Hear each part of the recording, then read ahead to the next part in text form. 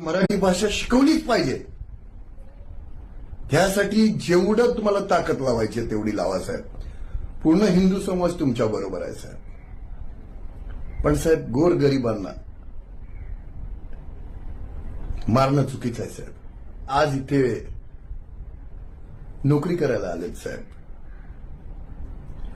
आज आपली पण महाराष्ट्रातली लोक खूप अशा स्टेटमध्ये शिकायला गेली आहेत, काम करायला गेलेत साहेब.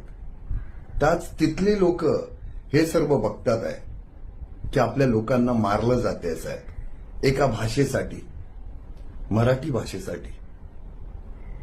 तुम्ही विचार करा साहेब, जर त्या लोकांनी तिथे आपल्या मराठी राज ठाकरे की बत्ती भूल कि आप इधर आए हो तो आपको ये भाषा में बात ही करना पड़ेगा, तेव्हा काय करणार साहेब? द्वारा